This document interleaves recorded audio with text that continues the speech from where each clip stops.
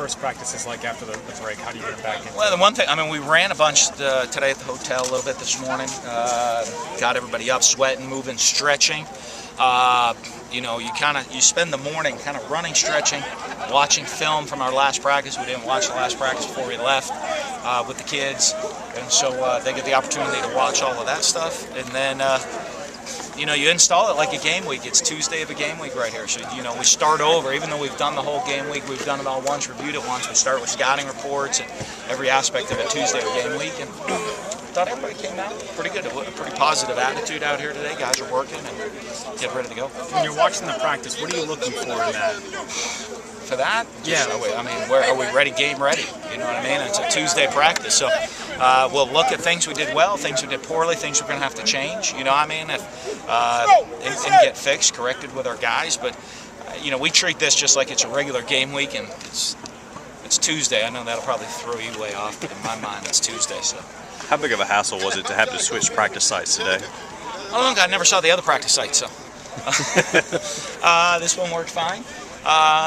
You know, I just think, you know, because of the weather and all the issues we've had, you know, I mean, there's a lot of people have a lot more issues in dealing with the weather that we've had to deal with than just having to switch practice fields. So I think our guys were fine and overcame everything. I know this is an advantage for both teams, but having so much time to, I guess, get ready for NC State, does that help? Sure, I think you can be careful because too much time can be too much. You know what I mean? You think too much. In a game week, you look, you get a plan, you got to go execute that plan, and you go. You know, sometimes you overthink yourselves when you have this long break, but you know, we try to keep the plan simple for our guys and let them execute it out. How have you seen JT Gray progress this season? He's done a great job. You know, I mean, he's you know, getting comfortable playing as a true freshman sometimes, you know, it's a tough adjustment into your sophomore year because you're kind of out there as an athlete, they can play sometimes as a freshman. And now you're really starting to understand the game and what's going on as part of the game. And, you know, that can slow you down sometimes, but I thought throughout the year he's done a good job. That still plays fast and makes plays. How's Winston coming along? Is it still kind of hoping that he can maybe get in the game, Chapman? Yeah, he'd like to, I think, but we'll see. You know, I mean, we're going to have to tune doctors, look at him, and clear him. It wouldn't affect us very much in what we do, you know, and it would probably only be for PAT field goal snaps. So he did that on air one day at practice, and so if they clear him, we might give him the opportunity to see how he handles it. Dak's last game at Mississippi State, what do you think his potential is at the next level?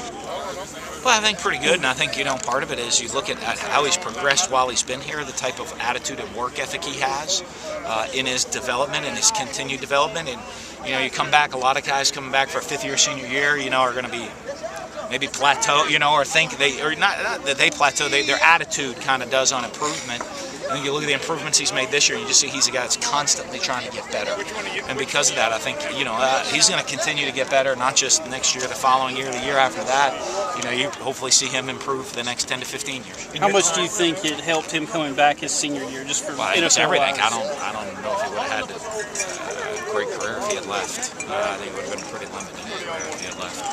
And in your time here, what separates him from the other players you coached? I mean, you just see, though, the guy that has that type of a work ethic, that shows up every day to work hard to be the best they can be. Not, you know, not just selfishly worried about it. They're constantly working to help the team be better, themselves be better, and be better in everything they do. You see those guys have a lot of success. They're great leaders, great role models for other people as you move forward. Right? As you move forward, because guys see here's a guy that puts in all this work and look at how much he's improved. But I think if you look at guys that have that attitude, or a lot of guys that have been successful for us. How's Jamal Claiborne? I think our trainers think he's fine. I don't know what happened. Overweight coming back. You know, a couple too many biscuits. I know that, but.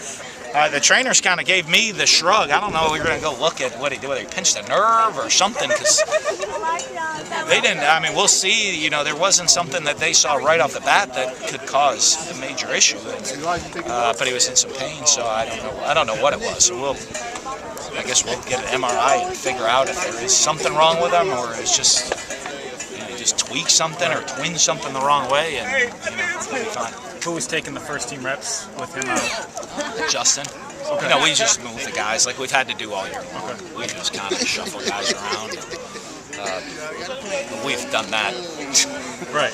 This type of year, you know what I mean? It's been that type of year. I know it's one of those years where you're just devastated with injuries throughout the course of the season. You go out to the coin toss in the bowl game, and 50% of your captains are walking out not participating. It's a rough year.